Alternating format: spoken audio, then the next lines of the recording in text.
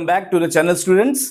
आज की वीडियो में हम आपके पास आपके क्वेश्चन नंबर 2.9 की तरफ चलेंगे, which is again from electrochemistry chapter. आइए देखते हैं क्वेश्चन क्या कहता है।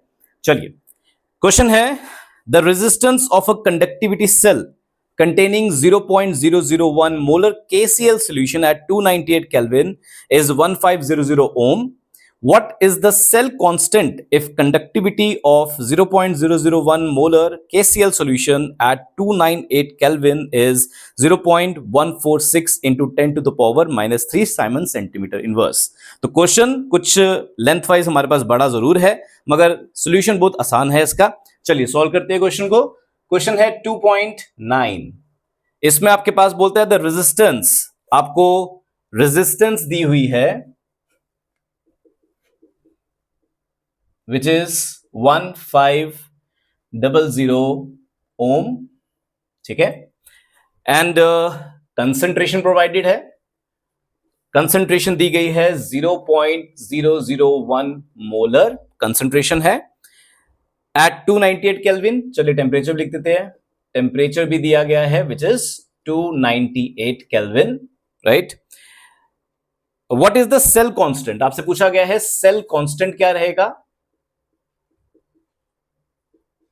ठीक है जी। सेल कांस्टेंट पूछा गया है इफ द कंडक्टिविटी, यानी कि कापा कंडक्टिविटी आपके पास दी गई है 0.146 into 10 to the power minus 3 siemens centimetre inverse. आपको कंडक्टिविटी ये दी गई है और सिर्फ सेल कांस्टेंट निकालने को कहा गया है। चलिए, तो सेल कांस्टेंट को निकालने के लिए आपको सबसे पहले इसका फॉर्मूला रेडी करना पड़ेगा अपने पास। तो सेल कांस्टेंट का फॉर्मूला क्या रहता है बच्चों, याद कर लीजिए जिनको याद नहीं है।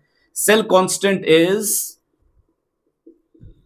Conductivity upon conductance. It is your conductivity upon conductance. मैं लिख देता हूं कंडक्टिविटी अपॉन कंडक्टेंस, ठीक है।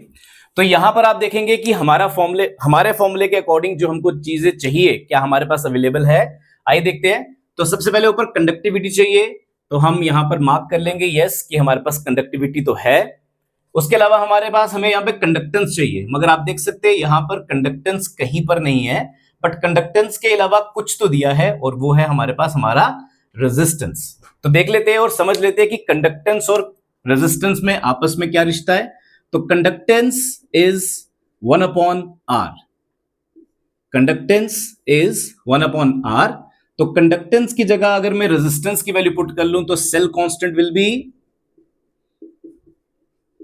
it will be conductivity upon 1 upon r and which is conductivity into r। तो आपके पास सेल कांस्टेंट का फॉर्मूला थोड़ा सा अपग्रेड होकर इन टर्म्स ऑफ रेजिस्टेंस आपके सामने आ गया। तो इसी फॉर्मूला को डायरेक्टली यूज कर लेंगे और जो चीजें हमें चाहिए हमें दी हुई है, बस मल्टीप्लाई करना है और आपको आंसर निकाल लेना है। तो सेल कांस्टेंट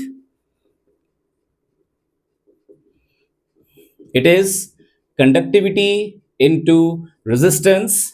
कंडक्टिविटी की हमें वैल्यू दी है बच्चों 0.146 into 10 to the power minus 3 और रेजिस्टेंस की भी हमें वैल्यू दी गई है विच इज 1500।